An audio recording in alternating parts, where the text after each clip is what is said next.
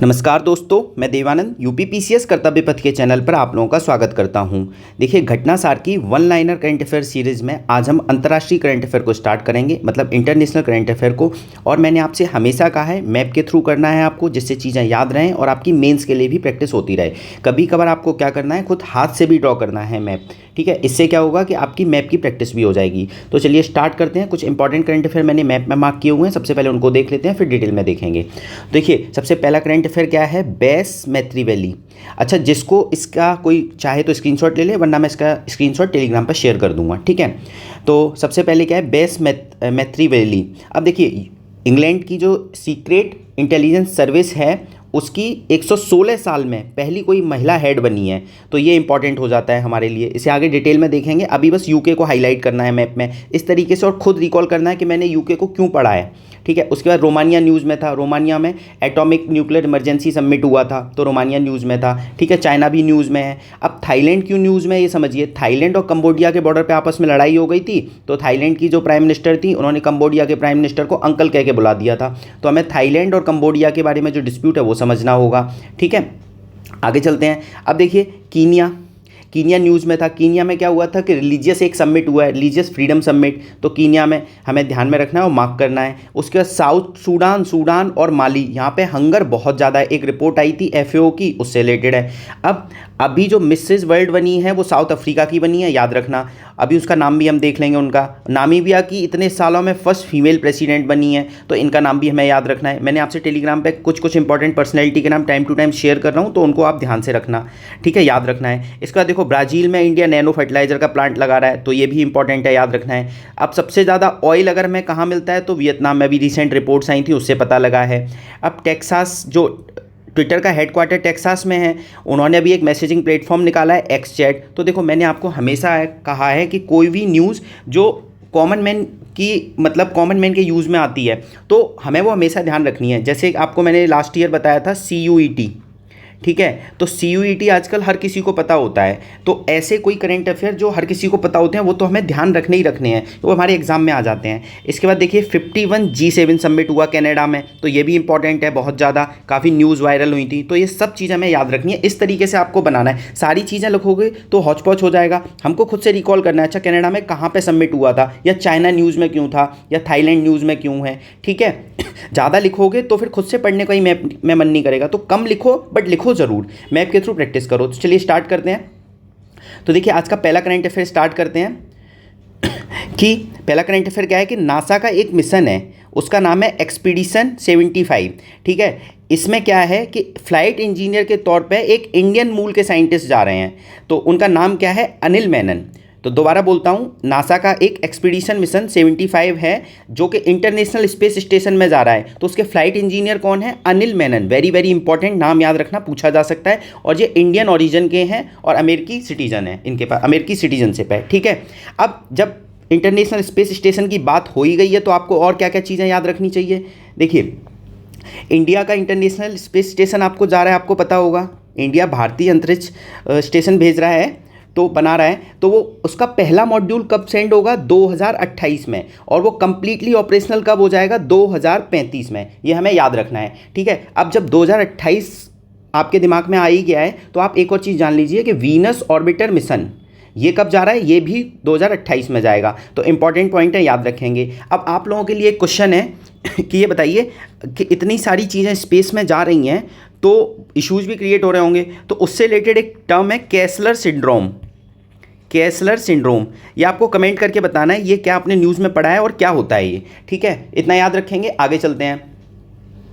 अब देखिए, अगला करंट अफेयर कि जापान ने क्या किया है, जापान ने एक सैटेलाइट लॉन्च किया है जो कि क्या करेगा, क्लाइमेट चेंज मॉनिटरिंग सैटेलाइट, जो कि क्लाइमेट चेंज को मॉनिटर करेगा। तो उसका नाम याद रखना है आपको, GoSat-GW। क्या, GoSat-GW। H2A याद नहीं रखना, ये इंपॉर्टेंट नहीं है, बस याद रखना कि अगर क्वेश्चन ये पूछा जाए कि क्लाइमेट चेंज मॉनिटरिंग सैटेलाइट किसने लॉन्च किया है, तो जापान ने, इसका नाम भी हम याद रखेंगे। आगे चलते हैं अगले करंट अफेयर पे। जैसा कि मैंने आपको भी मैप में भी बताया कि थाईलैंड और कंबोडिया के बीच में क्या है, बॉर्डर डिस्प्यूट है, ठीक है, थाईलैंड और कंबोडिया के बीच में। तो जब थाईलैंड की जो प्राइम मिनिस्टर थी प्रेंतो गर्तान सिनावात्रा, इन्होंने क्या किया, कंबोडिया के प्राइम मिनिस्टर को ना अंकल कह के बुला दिया। तो इससे क्या हुआ कि थाईलैंड के कोर्ट ने क्या किया कि थाईलैंड की प्राइम मिनिस्टर को सस्पेंड कर दिया।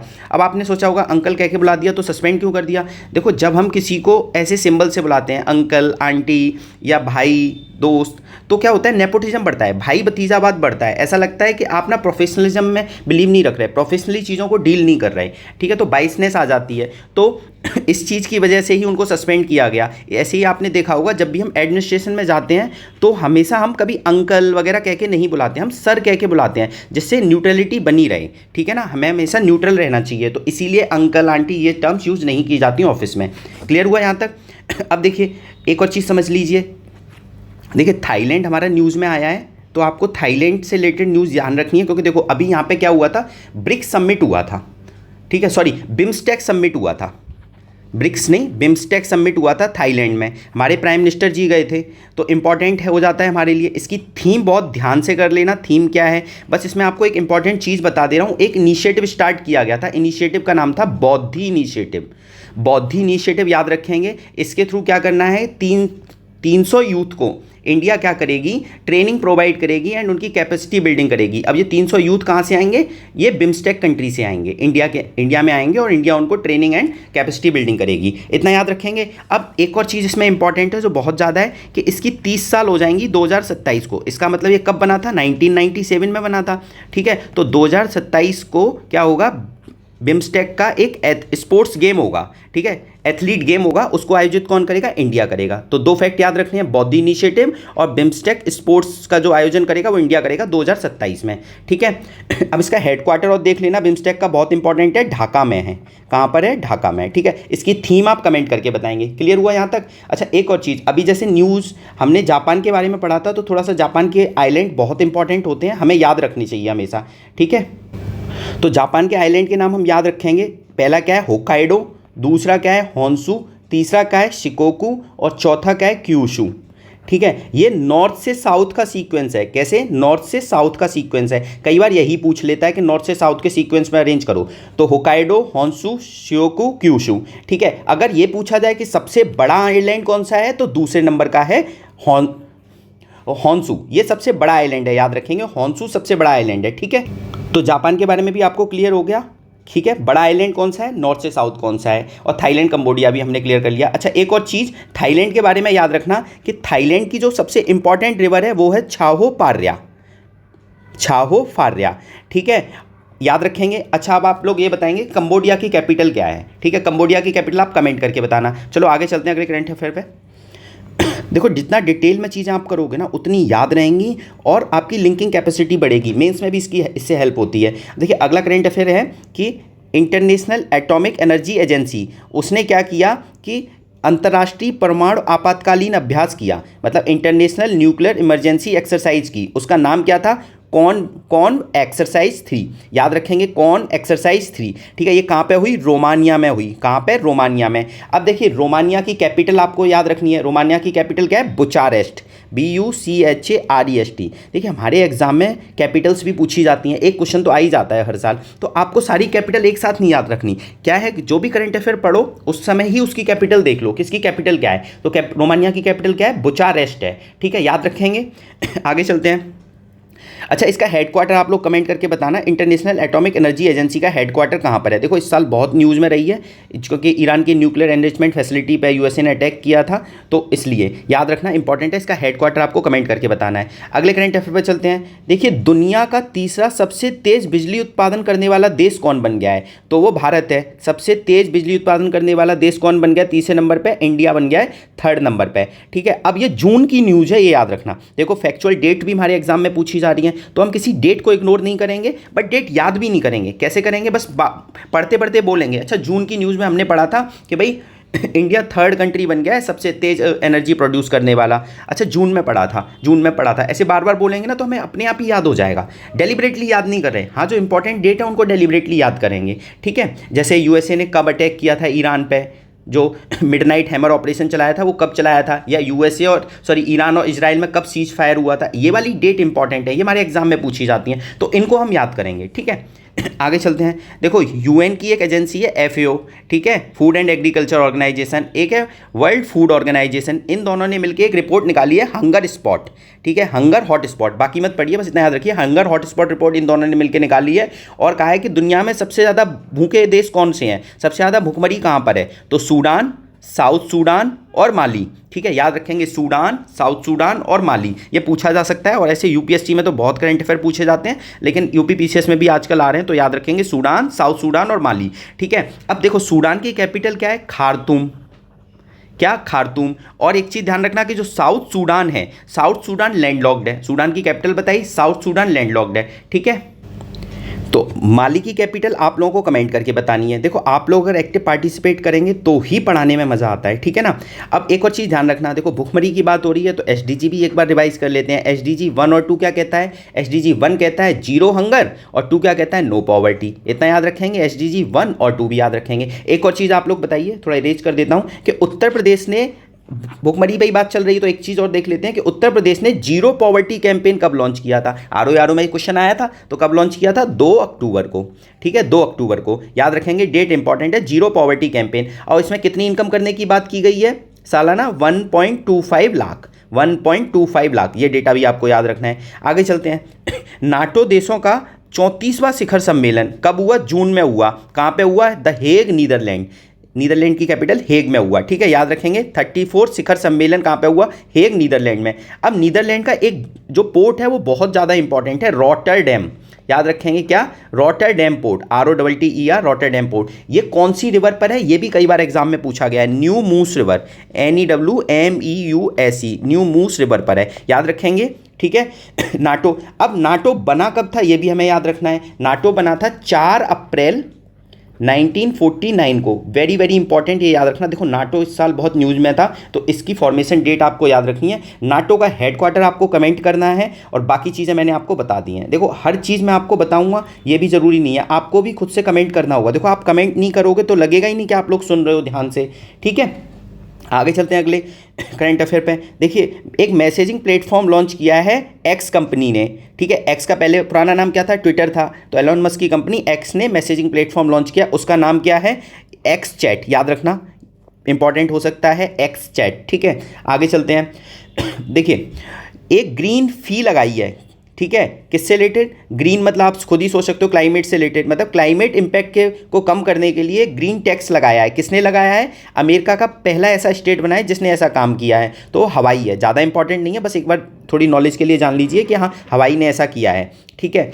इसके बाद अगले करंट अफेयर पे चलते हैं कि HIV की रोकथाम करने के लिए किस दवा को मंजूरी दी गई, ठीक है, तो लेनाकपाविर, लेनाकपाविर। अब ये पूछा जाए दवाई किसकी है, HIV की है, मंजूरी किसने दी, अमेरिका के जो फूड एंड ड्रग एडमिनिस्ट्रेशन है उसने दी, खाद्य एंड औषधि प्रशासन, फूड एंड ड्रग एडमिनिस्ट्रेशन ने पहली HIV की दवा को मंजूरी दी है, उसका नाम याद रखेंगे, लेनाकापाविर, ठीक है, बस लेनाकापाविर आप याद रख लेना। और किसकी दवा है ये, HIV की। देखो रिवर्स इंजीनियरिंग करके हमेशा पढ़ना, तो एग्जाम में बहुत हेल्प होती है, ठीक है।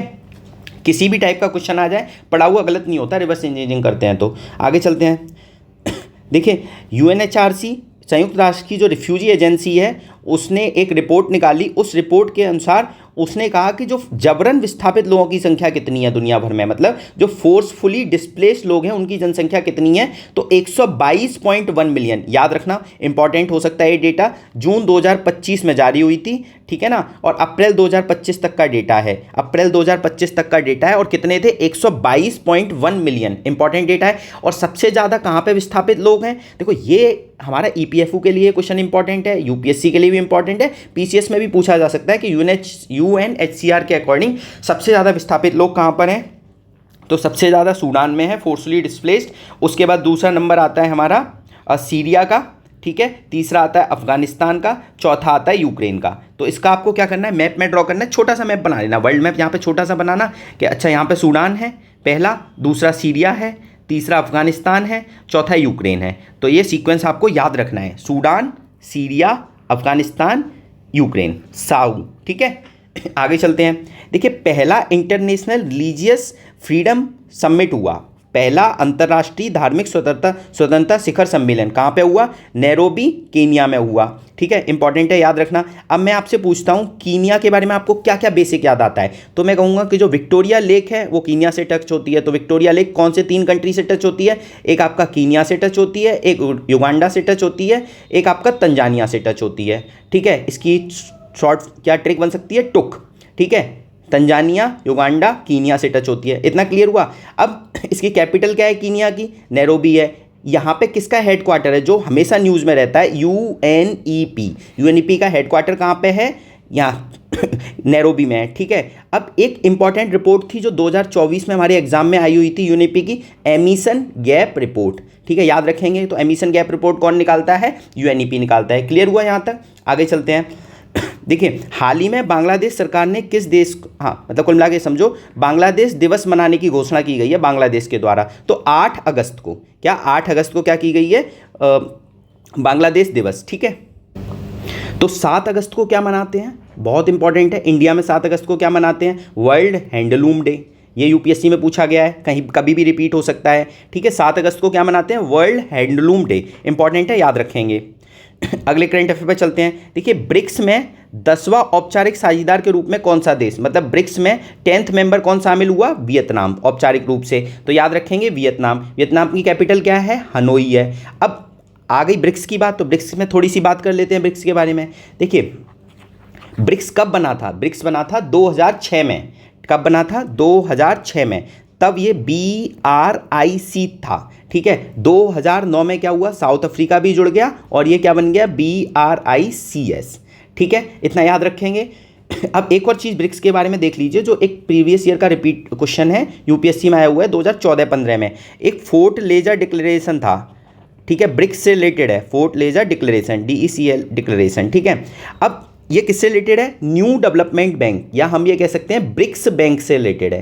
किसकी? ब्रिक्स बैंक या न्यू डेवलपमेंट, एक ही बात है। ब्रिक्स बैंक का नाम ही है न्यू डेवलपमेंट बैंक। तो ये कहाँ पे हुआ था? ब्राजील के एक शहर में एक समिट हुआ था ब्रिक्स का, तो वहीं से, फोर्टलेजा शहर में, तो वहीं से निकल के आया कि फोर्टलेजा डिक्लेरेशन, और वो किससे एसोसिएट हो गया? न्यू डेवलपमेंट बैंक से। यही क्वेश्चन पूछा हुआ था। ठीक है, अब एक और चीज़ आप मुझे बताइए कि न्यू डेवलपमेंट बैंक जो ब्रिक्स बैंक है उसका हेडक्वार्टर कहाँ पर है? तो संघाई में है। ये भी ध्यान रखना। ठीक है, संघाई में है। यहाँ तक क्लियर हो रहा है ना सारा? आगे चलते हैं। देखिए, आप लोग जिस तरीके से, इस तरीके से खुद से भी पढ़ेंगे ना तो आपको बहुत हेल्प होगी। चलो, बांग्लादेश की बात हुई थी, तो एक और चीज़ आप मुझे बताइए कि जो इंडो बांग्ला बार हुई थी, इंडो पाकिस्तान बार हुई थी 1971 के पास, तो उसमें हमारे कौन से आर्मी के जनरल थे जिनका बहुत इंपॉर्टेंट रोल था? ठीक है ना। अब उनकी बहुत सारी रील्स वायरल हो रही हैं, उस पर मूवी भी बन चुकी है उनके ऊपर। तो हमें ये बताना है कि कौन से आर्मी के जनरल थे। ठीक है, आगे चलते हैं अगले करंट अफेयर पे। देखिए, स्टेट ऑफ हॉर्मुज को बंद करने से संबंधित प्रस्ताव को मंजूरी दी किसने? ईरान ने दी। तो स्टेट ऑफ हॉर्मुज कहाँ पर है? ईरान के पास है। ठीक है, स्टेट ऑफ हॉर्मुज किन 2 सी को कनेक्ट करती है? पर्शियन गल्फ को और अरेबियन सी को, या इंडियन ओशन को कनेक्ट करती है। याद रखेंगे स्टेट ऑफ हॉर्मुज, बहुत इंपॉर्टेंट है स्टेट ऑफ हॉर्मुज। इसके अलावा अगर मैं बात करूं, एक और स्टेट है जस्ट नीचे रेड सी के पास, उसको क्या बोलते हैं? बाबल ए मानदेब। ठीक है, ये किसको कनेक्ट करती है? रेड सी को और पर्शियन सी, सॉरी रेड सी को, अरेबियन सी को। ठीक है, या इंडियन ओशन को। तो याद रखेंगे स्टेट ऑफ हॉर्मुज क्या है? पर्शियन सी से इंडियन ओशन को कनेक्ट कर रही है, और आपकी बाबल ए मानदेब किसको कनेक्ट कर रही है? रेड सी से इंडियन ओशन को। ठीक है, दोनों इंपॉर्टेंट हैं, काफ़ी इंपॉर्टेंट चोक पॉइंट्स हैं। यहाँ पे ऑयल काफ़ी पास होता है, तो इनको बंद करने की हर कंट्री धमकी देता रहता है जो इसके पास है। जैसे ईरान के पास है तो ईरान इसको बंद करने की धमकी देता रहता है। ठीक है, आगे चलते हैं। देखिए, एक एजेंसी है ब्रिटेन की MI6। ठीक है, ये सीक्रेट इंटेलिजेंस सर्विस है ब्रिटेन की, खुफिया एजेंसी है। 116 साल के इतिहास में पहली कोई महिला को नियुक्त किया गया है। तो बहुत इंपॉर्टेंट करंट अफेयर है। इनका नाम क्या है? बलेज मैट्रेवेली। बलेज मैट्रेवेली। ठीक है, बहुत इंपॉर्टेंट है, इसे याद कर लेना। कैसे याद कर सकते हो? देखिए, खुफिया एजेंसी में बल बहुत होगा, तो बलेज सा बल उठा लिया। ठीक है, और मैट्रेवेली तो बल से याद कर लेना कि बलेज। ठीक है, आगे चलते हैं अगले करंट अफेयर पे।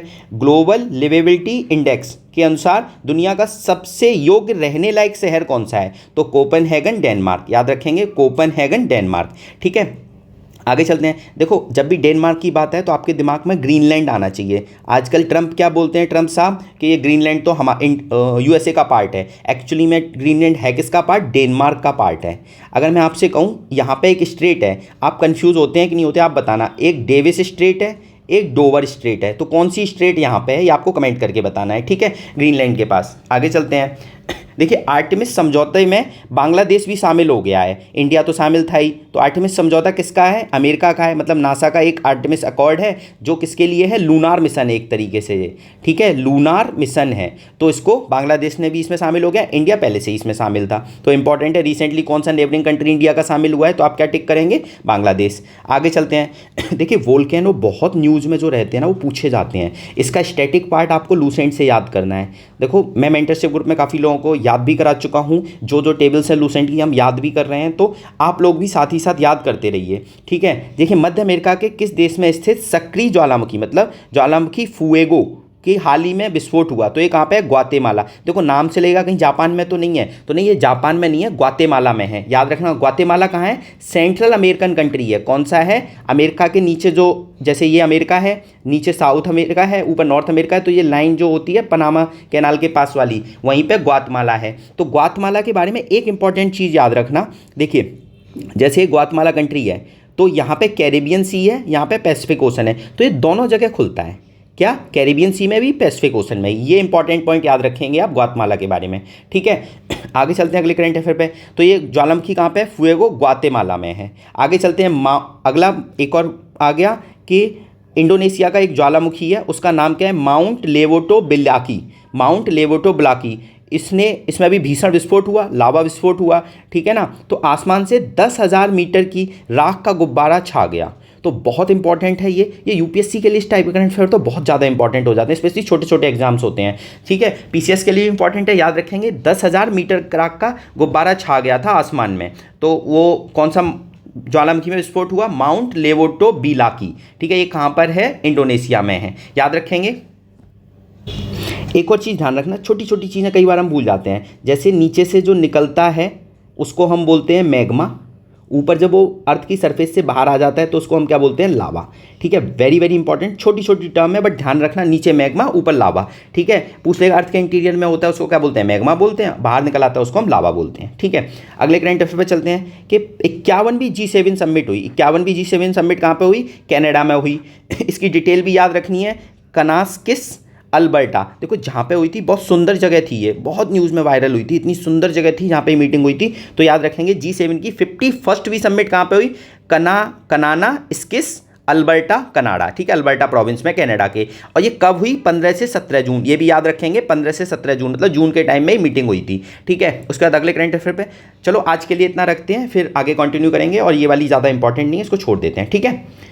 चलिए, थैंक यू सो मच।